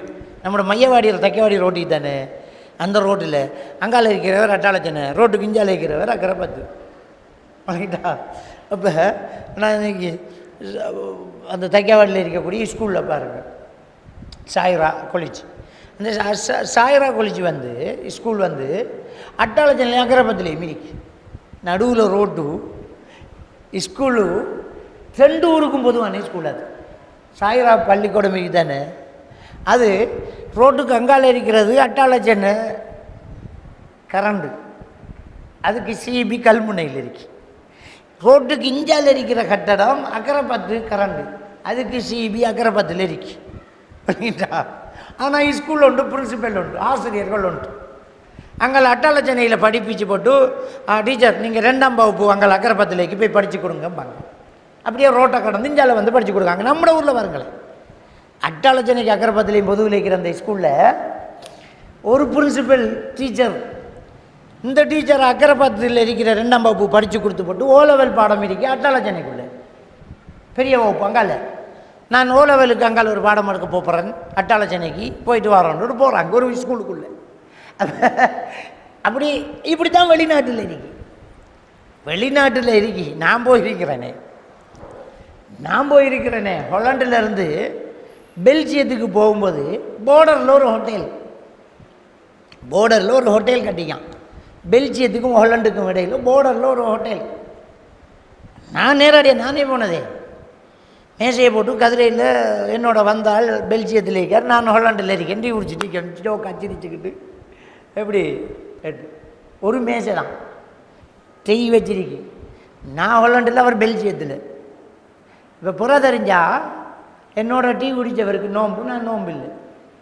பெல்ஜியத்துக்கும் ஹொலண்டுக்கும் இல்லை. நான் இது நக்கலுக்கு சிரிக்கிறதுக்கு சொல்லலை. இது இது பகுத்தறிவாதமா, இது இஸ்லாமா, அப்படி வெறுமா? அடுத்த பிறகுண்டா எந்த கோட்டில் நீங்கள் புறையை பிரிக்க போகிறீங்க? என்ன அவ்வளோ பெரிய நாடும் ரஷ்யாவும் ஒரு புற, வத்திக்கானும் ஒரு புறண்டா என்ன இது? என்ன பகுத்தறிவாதம்? எப்படி இதை எடுக்க போகிறீங்க? அது இல்லை, நாடு இல்லை, மாநிலம் வேண்டாம். சரி, மாநிலம் தேசம் எங்கே, எந்த புள்ளியில் குச்சை குத்தி பார்க்க போகிறீங்க? இப்போ பிஜே ஒரு காலத்தில் 10 கிலோமீட்டர் 10 கிலோமீட்டர் அப்படி என்று சொன்னதாக ஒரு தகவல் கேள்விப்பட்டேன். சரியா? சரி இருங்க, அது என் இடத்திலிருந்து அந்த எந்த புள்ளியிலேருந்து, இவ்விடத்த குடியிருப்பிலிருந்து 10 கிலோமீட்டர் சுற்றியா, அக்கரப்பத்திலிருந்து 10 கிலோமீட்டர் சுற்றியா, அட்டாளச்சனையிலேருந்து 10 கிலோமீட்டர் சுற்றியா, எப்படி பார்த்து எடுக்கிறது? எந்த புள்ளியில் கவுத்த குத்த போகிறீங்க? எங்கேருந்து இது வருது? இதெல்லாம் ஒரு சாத்தியமா? இது இப்போ இலங்கையில் இருந்துக்கிட்டு லோக்கல் புற வாதாடுறாக்களுக்கு கேட்டு கேட்குறாக்களுக்கு அதான் நம்மளோட நாடே ரெண்டு மாதிரி இருக்கும். அது ஒரு அளவுக்கு இலங்கையில் இருக்கிறார்கள் அப்படி தலையை கழுவலாம். ஏன்னா இலங்கையில் இருக்கிறார்களுக்கு நாடுன்ற தனியாக இருக்கும். அங்கல நாட்டுக்கு இதுக்கு நிலத்தில் தொடர்பில்லைன்னு நாம் நினச்சிக்கிட்டு இருக்கோம். வெளிநாட்டு போனால் தான் தெரியும். நாட்டு போர்டரில் எல்லாம் போட்டிருக்குது. உங்களை பெல்ஜியம் அன்போடு வரவேற்கிறது. சுவிஸ் 3 நாடு சந்திக்கிற இடம் இருக்குது. நெட்டில் தட்டி பாருங்களேன். 3 நாடு சந்திக்கிற புள்ளி இருக்குது. 3 நாடு சந்திக்கிற புள்ளி இருக்குது. வணங்கிட்டா? இந்த நயாகரா நீர்வீழ்ச்சி எங்கே இருக்கு? அமெரிக்காவுக்கும் கனடாவுக்கும் போர்டரில் இருக்கு. கனடாவில் இருக்கிறார்களும் நீர்வீழ்ச்சி பார்க்க போவாங்க, அமெரிக்காவில் இருக்கிறார்களும் நீர்வீழ்ச்சி பார்ப்போம். நீர்வீழ்ச்சி 2 நாட்டுக்கு நடுவில் இருக்கு. வணங்கிட்டா? அப்போ இது நம்மட பகுத்தறிவாதத்துக்கு இஸ்லாத்துக்கு இது ஒரு சாத்தியமான ஒரு விஷயமா? அப்போ என்ன செய்கிற? ரசூலுல்லாஹ் சொன்னதை எடுத்தா கதை முடிஞ்சு. ரசூலுல்லாஹ் என்ன சொன்னாங்க? புறையை பார்த்து நோன்பு வைங்க, புறையை பார்த்து நோன்பு விடுங்க, சாட்சி வந்தால் எடுத்துக்கொள்ளுங்க, தெரியாட்டி 30 பூர்த்தியாங்க, அவ்வளோதானே. சாட்சி வந்தால் எடுக்கிறேன்ட ஒன்று, நடந்து வந்தால் தான் எடுக்கிறேன்ட்டு இருந்தோமா? குதிரையில் வந்தால் எடுக்கிறேன்ட்டு மாறினோமா? ரேடியோவில் வந்தால் எடுக்கிறேன்ட்டு மாறினமே? டெலிஃபோனில் வந்தால் எடுக்கிறேன்ட்டு மாறினமே? இப்போ ஏன் நிலத்தில் எடுக்கமில்லை? இப்போ இலங்கையில் எங்கே புற பார்த்தாலும் எடுக்கலாம் என்று சொல்கிறாங்க. அல்லாவுக்காக கொஞ்சம் யோசிங்க. அது அல்லாவுக்காக ஒரு நடுநிலையை நின்று யோசிங்க. யாழ்ப்பாணத்தில் கண்ட புறைய காலியில் 450 கிலோமீட்டர் தூரத்தில் உங்களுக்கு எடுக்கலாமெண்டா, ராமேஸ்வரத்தில் கண்ட புறைய 35 கிலோமீட்டர் தள்ளி தலைமன்னாரில் உங்களுக்கு ஏன் எடுக்கல? உங்களை தடுத்தது என்ன? என்ன பிடிவாதம் உங்களை தடுத்து? தேசவாதமா, நாட்டுவாதமா, என்னத்தை தடுத்து? என்ன நடந்த உங்களுக்கு? கதையை அதை விடுங்களேன். நீங்கள் மீன் பிடிக்க போகிறீங்க, மன்னார்லேருந்து மீன் பிடிக்க போகிறீங்க, இந்தியா போர்டருக்கு போய்த்தீங்க. அண்ணா ஒரு 10 கிலோமீட்டர் 15 நிமிஷத்தில் போய்த்திருவீங்க இந்தியா போர்டருக்கு. இந்த காலத்தில் தோணியில் இந்தியாவுக்கு போய் படம் பார்த்து போட்டு ஊருக்கு வந்தாக்கள் இருக்காங்க. நம்மளாங்க தோணியில் இந்தியாவுக்கு போய் பகலைக்கு படம் பார்த்துட்டு படுக்கைக்கு கூட்ட வந்தாக்கள் இருக்காங்க. மன்னாருக்கு, தலை மன்னாருக்கு. அந்த காலத்து நாங்கள் சின்ன வயசுலலாம் இந்தியாவுக்கு போய் சாமான் எடுத்துக்கு அந்த வியாபாரம் பண்ணுறாக்கா கள்ளத்தோண்டலான ஒன்று. தலைமன்னாருக்கு போய் தோணியில் போய் இந்தியாவில் சாமான் பண்ணி கொண்டாந்து மரம் அங்கேருந்து இந்தியாவில் பஸ்ஸில் விற்கிற எடுக்கிட்டாங்க. அப்போ இப்போயும் மன்னாரில் அந்த மஞ்சள் கடும் விலை கூட போகக்குள்ள மன்னாரில் வவுனியாவுக்கு வேண்ட போகக்குள்ள இடையில நிப்பாட்டி மஞ்சளைக்கான செக் பண்ணுறான். நீங்கள் அங்கே அந்த மஞ்சள் அடிச்சுக்கு வரையிலோ தெரியாது, இந்தியாவிலேருந்து வந்த மஞ்சள். அப்போ அப்படி இப்பயும் இருக்குது. அப்போ யோசிக்கணும் நாம். அப்போ இந்த வாதம், இந்த டெலிஃபோனில் சொன்னதை நாம் ஏற்றுக்கிட்டோமே, ரேடியோவில் சொன்னதை ஏற்றுக்கிட்டோமே, இவ்வளோ தூரம் எடுக்கிறோமே, அல்லாவுக்காக கொஞ்சம் யோசிங்க. ஒரு பிடிவாதம் இல்லாமல் யோசிங்க. இந்த தலைமன்னாரில் இருக்கிறார்களுக்கு இந்தியாவோட புற 40 கிலோமீட்டருக்கு அங்கால இருக்கிற புறையை எடுக்கிறத எப்படி என்னத்தை வச்சு நீங்கள் ஹராம் 10 ரூபா கொடுப்பீங்க? அல்லாஹ்கிட்ட எப்படி தப்ப போகிறீங்க நீங்கள்? அப்போ என்ன சொல்கிறேன் நம்ம? சரி, அப்போ நாம் அது ஆறாமண்டா. அப்போ எப்படி அப்போ 450 கிலோமீட்டர் தள்ளி இருக்கிற காலிப்புறையை நீங்கள் எடுப்பீங்க? மன்னாரில் எப்படி எடுப்பீங்க? அது சாட்சியை ஏற்றுக்கொள்ளணும். அப்போ அந்த சாட்சிக்கு இந்த சாட்சிக்கு என்ன விஷயம் வித்தியாசம்? இலங்கையில் இருக்கிறார்கள் மட்டும்தானா முஸ்லீம்? இந்தியாவில் இருக்கிற முஸ்லீம் இல்லையா? சிந்திச்சு பார்க்கணுமே. இப்போ கட்டாரில் இருக்கிறவங்க முஸ்லீம் இல்லையா? அங்கே புற பார்த்தா என்ன யோசிச்சு பார்க்கணுமே. அப்போ என்னென்னா இஸ்லாம் பொதுவானதப்பா, எல்லாருக்கும் பொருத்தமானது. நவீன தொழில்நுட்பம் வளர்ச்சி அடைய அடைய அடைய அடைய நாங்கள் இஸ்லாம் சொன்ன விஷயம் அதுக்குள்ளே வந்துருமா இல்லையா? இப்போ கணக்கு தேவையில்லை. ஆரம்ப காலத்தில் ஒரு ஆள் ஹஜ்ஜிக்கு போகிறான், 6 மாதத்துக்கு முன்னே வெளிக்கிடணும். ஹஜ்ஜிக்கு போகிறண்டா இப்போ 6 மாதத்துக்கு முன்னே, நோம்புக்கு முன்னே வெளிக்கிடணும். ஹஜ்ஜிக்கு போகிறண்டா நோம்பு இல்லாமல் அவருக்கு இடையில தான். ஹஜ்ஜிக்கு போய் அவர் வெறும் வரைக்கும் பொண்டாட்டி தாவில் இருக்கணும். நம்மளோட ஊரில் இருந்த சட்டம். ஏன் அது இப்பயும் அந்த பழக்கத்தில் பழைய அகல் பிடிவாதத்தில் புருஷன் ஹஜ்ஜிக்கு போய்க்கார், அவன் நகை போடப்படா, மனம் பூசப்படா, அவள் இதாக இருக்கிறன்ற ஒரு பழக்கம் ஒரு சில கிராமங்களில் இருக்குது. ஏன் வந்தேன்னு தெரியுமா? இது 6 மாதத்துக்கு முன்னே வெளிக்கிட்டு கப்பல் ஏறி பயணம் போய் இந்தியாவுக்கு போய் அப்படி போய் ஹஜ்ஜி செஞ்சு முடிச்சுக்கிட்டு வரக்குள்ள வருஷம் ஆயிடும். வந்து தான் சொல்லுவாங்க, நம்மளோட பாரூக் காக்கா 4 மாதத்துக்கு முன்னே மௌத்தான, அவர் 2 மாதத்துக்கு முன்னே மௌத்தான். மையத்து செய்தி இப்போ வந்து சேரப்போகுது. இப்போ இருக்கிறாக்கள பயம் என்னண்டா, புருஷன் அங்கே மௌத்தானது தெரியாமல் நாம் மனம் பூசிக்கிட்டு இருந்துருவோமோ. அப்போ வெறும்பறைக்கு இதாவே அதுக்குள்ளே வந்துடும். அப்போ அவள் பார்ப்பாங்க, 4-5 மாதம் உங்களோட மாப்பிள்ளை மௌத்தாயாண்டா, அப்போ இதான் முடிஞ்சு. 3 மாதம் உங்களோட மாப்பிள்ளை மௌத்தாயி, அப்போ இன்னொரு மாதம் 10 நாள் இருக்கணும். இப்படி தான் இலங்கையிலேயே இருந்துச்சு. ஹஜ்ஜிக்கு போனாக்கள் வந்து தான் இவ இதாவை முடிக்கிற. அது வரைக்கும் இதா வந்தாலும் பெறுவார், வராமுட்டால் முடுவார் என்று இதாவில் இருந்தாங்க நம்முடைய பெண்கள், பத்தினி பெண்கள். தப்பு நடந்துடப்படாண்டு.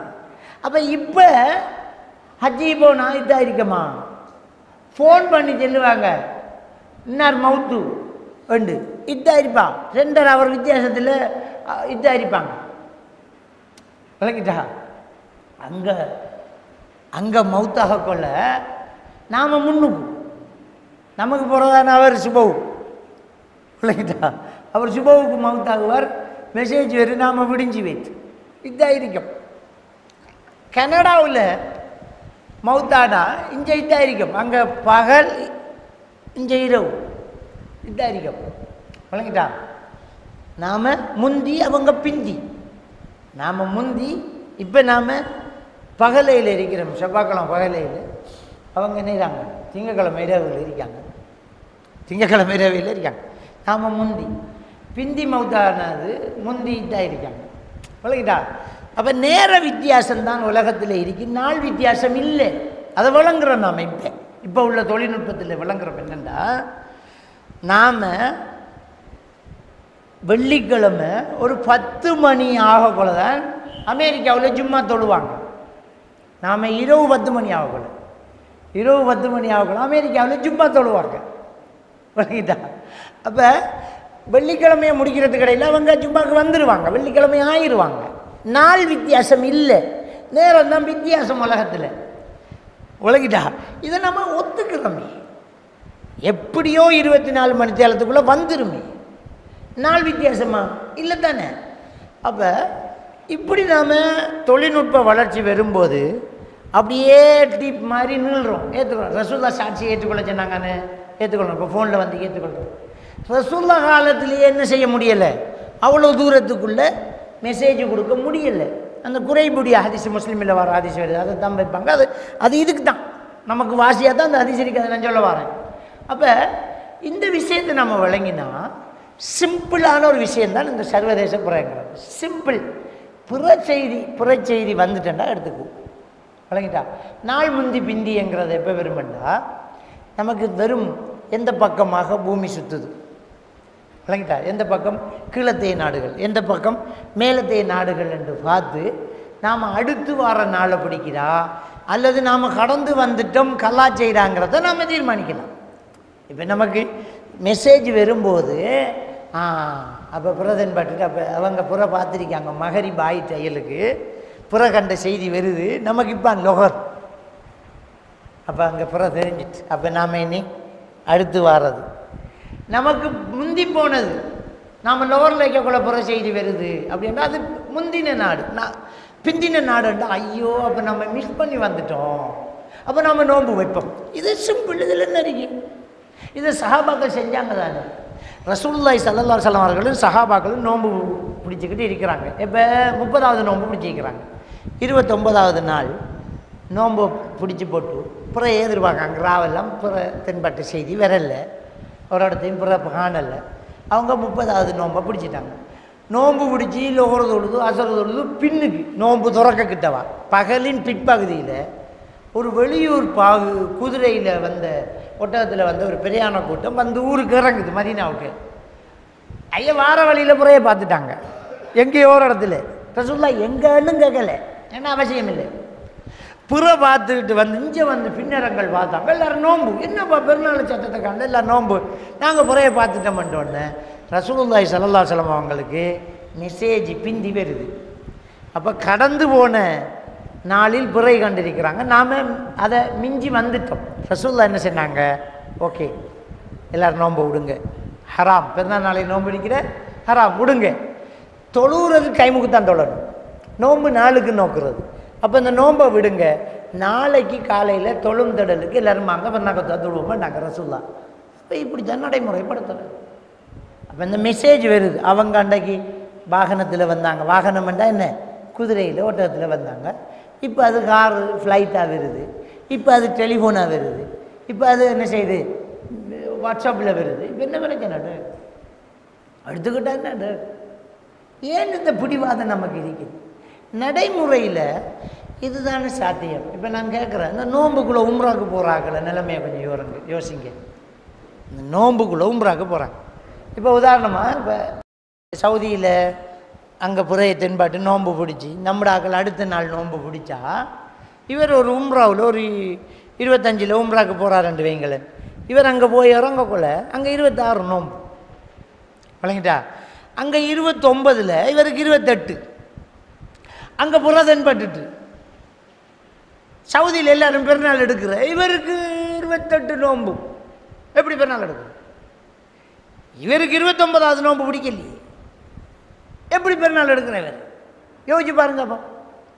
அப்போ இந்த லோக்கல் புறையில் இருக்கிறார்கள் நோன்புக்குள்ளே உம்ராவுக்கு போனால் சல்லுப்பட போகிறாங்களே, 28 நோன்பை முடிச்சு போட்டு கொண்டு கலா செய்ய வேண்டி வருமே. சரி, சவுதியில் இருக்கிற ஒரு ஆள் பெருநாளுக்கு லீவ் எடுத்துக்கிட்டு ஊருக்கு வாராருன்னு வைங்களேன்.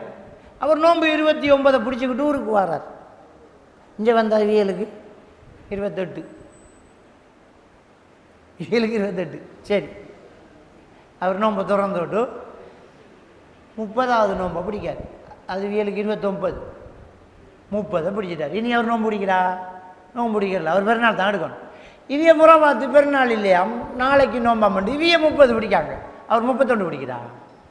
சவுதி இருந்து வந்தவர் 31 பிடிக்கிறா. இது என்ன இஸ்லாம்? இதை சொன்னதுக்கு இந்த லோக்கல் புறை சொல்லக்கூடிய குர்ஆன் ஹதீஸ் பேசுகிற ஒரு மௌலவி பிடிக்கணும். அங்கே எங்கே என்னத்தை அடிப்படையாக வச்சு சொல்கிறாருன்னு தெரியும். அது ஒன்றும் இல்லை தானே, 31 பிடிக்கானுங்க. சுப்ஹானல்லாஹ், மாதம் 29 30 தானே, 31 எங்கே வரும்? 31 பெறாது, 28 பெறாது.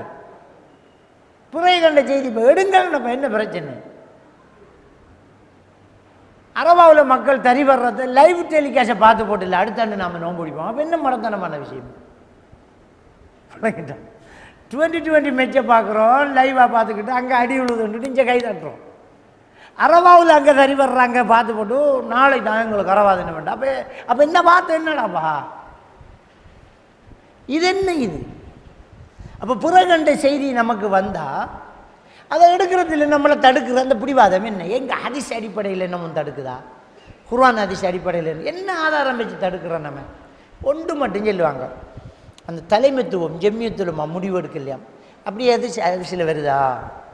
புரை கண்டால் ஓடி போய் தலைவரிடம் சொல்லுங்கள், அப்படி ஹதீஸ் நான் காணலை. அப்படி இருக்கா? புரை கண்டால் தலைவரிடம் போய் சொல்லுங்க, ஓடுங்க அப்படி இருக்கா? அவர் எடுக்கிற முடிவுகளுக்கு கட்டுப்படுங்கள், அவர் ஆய்வு செய்யட்டும் அப்படின்னு இருக்கா? இல்லையே. அப்போ இதுக்கு முன்னே என்ன செஞ்சு டெலிஃபோன் எல்லாம் வாரத்துக்கு முன்னே ஜம்மியத்துலமாக்கு சொல்லி போட்டா நாம் நோன்பு பிடிச்ச இல்லையே. வேணா அப்புறம் கண்டாமண்ணா தம்பி கண்டா ஓ நான் தான் பிடிச்சேன். அப்போ இதுக்கு முன்னே நாம் இந்த தலைமத்துவம் இந்த ஜம்மியத்துலமா இவனுக்கு எப்படி நாம் கட்டுப்படுற விய கூட்டு துவச்சுன்னா ஓதுறா, விய குணு துவச்சுன்னா ஓதுறா, அது கத்த முதச்ச நான் ஓதுறா அது ஆறாக இருந்தாலும் உண்டு. இந்த ஊரை எதிர்த்து ஒத்தால் சண்டை பிடிச்சிக்கிட்டு இதான் இஸ்லாமண்டு மற்ற விஷயத்தில் இந்த பிதஅத் ஷிர்கில் நின்றல்லவா சண்டை பிடிச்சலா, போலீஸ் கேஸ் ஆனல்லா, பள்ளியை உடைச்சாங்க, குடும்பம் பிரிஞ்சுது குர்ஆன் ஹதீஸுக்காக. இதான் நீ கபூரில் அடக்கப்பட்ட கபூர் இருக்கிற பள்ளியில் தொலை போடான்னு தானே நம்ம சண்டை பிடிச்சோம். அன்னரம் அது ஊர் தலைமை ஒரு முடிவெடுக்கணும் மண்டமா. அப்போ அல்லாட ஹதீஸ், அல்லாவுடைய தூதருடைய ஹதீஸ், அல்லாட குர்ஆனை நடைமுறைப்படுத்துறதுக்கு நாம் ஒவ்வொருத்தரும் தனித்தனியாக தானே ஹதீஸ் தானே குர்ஆன் தானே முடிவெடுத்து அதெல்லாம் வாங்க ஒன்று கொடுங்க, மெஜாரிட்டி பாருங்கள், எந்த ஜமாத்து பெரிசென்று பாருங்கன்ற அப்படி எடுத்தா இல்லையே. சரி, அப்படி பார்க்க போனாலும் இப்போ நாங்கள் இலங்கையில் இன்டர்நேஷனல் அமைப்பில் ஒரு உலமா சபை ஒன்று இருக்கி, நாங்கள் ஒரு அமைப்பு ஒன்று இருக்கோம், நாங்கள் ஒரு குழு ஒன்று இருக்கோம், நாங்கள் அறிவிக்கோம் விடுங்க வேண்டாப்பா. இப்போ என்ன பிரச்சனை? என்ன பிரச்சனை இருக்கு? அது பெருநாள் கொண்டாடுறதுக்கு இடம் இல்லாட்டி அது வேறு விஷயம். ஒரு சிலர் என்ன செய்தாங்கன்னா சர்வதேச புறையத்தை அன்னரம் இந்த இமாம்கள் சொன்னாங்க.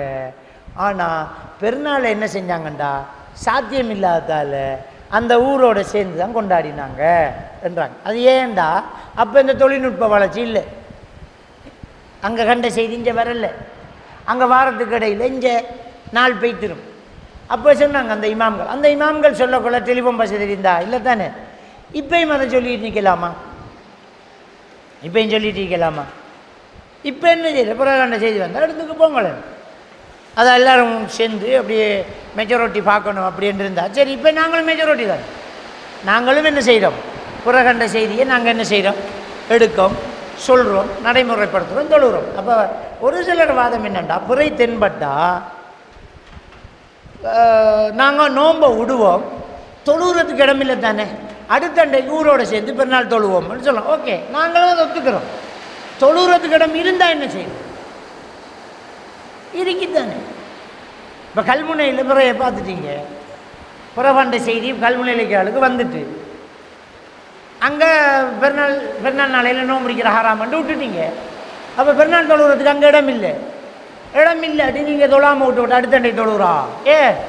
அக்கரப்பத்தில் தொழுகிறாங்க வாங்கலை, நிந்த ஊரில் தொழுகிறாங்க போங்களே, என்ன பிரச்சனை உங்களுக்கு? இப்போ இந்த தலைமை இது இந்த நிர்வாகம் இது என்ன ஹலீஃபாவா? இஸ்லாமிய ஆட்சி யாரு கொடுத்தவியலுக்கு ஆட்சியை? ஜம்மியத் உலமா நாங்கள் இருக்க இலங்கையினுடைய சில விஷயங்கள் ஜம்மியத் உலமா இருக்கு. ஆனால் ஜம்மியத் உலமாக்கு ஹிலாபத்து கொடுக்கலாமா? ஹிலாபத்துண்டா என்ன? இஸ்லாமிய ஹிலாபத்து இஸ்லாமிய ஆட்சி என்றா என்ன? களவெடுத்தா கையை வெட்டணும். ஜம்மியத் உலமா தலைவர் கையை வெட்டுவாரா? விடுமா இலங்கை கவர்மெண்ட்டு? விபச்சாரம் செஞ்சால் கழுத்தை வெட்டணும், வெட்டுமா? கல்லறிஞ்சு கொல்லுமா? இல்லை தானே. அப்போ என்னத்துக்கு ஜம்மியத் உலமா? இஸ்லாத்தினுடைய சட்டத்திட்டங்களை அமல்படுத்துகிற அந்த ஹிலாபத்துக்கு இல்லை, நம்முடைய பிரச்சனைகளை கவர்மெண்ட்டுக்கு எடுத்து சொல்கிறதுக்கு, நம்முடைய பிரச்சனைகளை நமக்குள்ளே சேவ் பண்ணிக்கிறதுக்கு.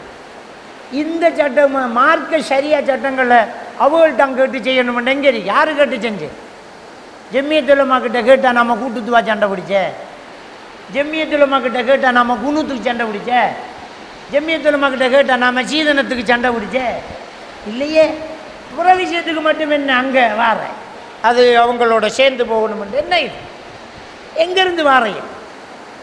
அப்போ என்ன விஷயமெண்டா ரசூலுல்லா சொன்னால் நாம் எடுக்கணுமெண்டா புறைய பார்த்த செய்தி கிடைச்சா எடுப்போம். அது ஃபோனில் வந்தால் என்ன பார்ப்போம்? என்ன பிரச்சனை? ஃபோனில் வந்தால் என்ன நேர வித்தியாசம் இருக்கு. ஒரு சிலருக்கு இன்னும் எதுவும் ஒன்றுமே எகனமொகனம் வழங்குறதும் இல்லை. கொஞ்சம் பேர் என்ன சொல்லண்டா அங்கே இன்னும் சுபவை தொழல, இங்கே பெருநாக்கத்தா தொழுகிறாங்க சவுதியில். நாங்கள் என்ன நேரத்துக்கு தொழுகிறதையா சொல்கிறோம்? நாளுக்கு தொழுகிறது. பிறையை பார்த்து நாளை தான் தீர்மானிக்கிற, நேரத்தை தீர்மானிக்கிறது இல்லை. விளங்கிட்டா? அப்போ இந்த சின்ன விஷயத்தை, ஒரு சின்ன மேட்டரை நாங்கள் சண்டை பிடிச்சிக்க நிற்க தேவையில்லை. பிறை கண்ட செய்தியை வந்தால் எடுப்போம், அவ்வளோதான். ஒன்றும் பிரச்சனை இல்லை, இதில் சண்டை பிடிக்கிறதுக்கு ஒன்றும் இல்லை. இப்போ இந்த குறைபுடைய ஹதீஸை பார்ப்போம். ரைட், இந்த குறைபுடைய ஹதீஸ் என்னண்டா, இது முஸ்லீமில் பதிவாக இருக்கக்கூடிய ஒரு ஹதீஸ். என்ன ஹதீஸ்ன்னு சொன்னால் இப்னு அப்பாஸ் ரலியல்லாஹு தஆலா அவங்களை தொட்டும் அறிவிக்கப்படக்கூடிய ஹதீஸ். அவர் என்ன சொல்கிறாருண்டா, இந்த குறைபுங்கிறவர் ஷாமுக்கு போகிறார் ஒரு வேலையாக. அவங்க ஷாமுக்கு என்ன செய்கிறாங்க? ஒரு வேலையாக போகிறாங்க. போய் ஷாமிலேருந்து வராங்க. ஷாமிலேருந்து வந்தவர்கிட்ட இப்னு அப்பாஸ் ரலியல்லாஹு தஆலா கேட்குறாங்க, மத்தா சும்தும், அங்கே நோம்புக்கு முன்னாடி இவர் போனேன், இப்போ இருக்கிற மாதிரி இந்த ஷாபா மாதத்தில் அவர் என்ன செய்கிறார், போகிறார். அப்போ இவர் கேட்குறாரு, நீங்கள் எப்போ நோன்பு வச்சிங்க அப்படின்னு கேட்குறாரு. அதுக்கு அவர் சொல்கிறார், சும்னா யௌமல் ஜும்மா ஒரு ஆள் நாசில் ஹிலால ஒரு சாம முஆவியா ஒரு சாமன் நாஸ். அந்த பகுதிக்கு யார் கவர்னர்? முஆவியா ரலியல்லாஹு. வெள்ளிக்கிழமை நாங்கள் நோன்பு வைத்தோம். அந்த வியாழக்கிழமை பின்னரும் மக்கள் நோன்பு புறையை பார்த்தாங்க. புறையை பார்த்து முஆவியா ரலியல்லாஹு தஆலா நோன்பு வச்சு மக்களுக்கு அறிவிச்சார், எல்லோரும் நாங்கள் நோன்பு வச்சோம் அப்படின்னு சொன்னாங்க. சொன்னோன்னு அவர் என்ன சொல்கிறாருன்னு சொன்னால், இப்னு அப்பாஸ் ரலியல்லாஹு சொல்கிறாங்க, நஹ்னு ரஅய்னாஹு ஃபில் மதீனா லைலத்த சப்த்.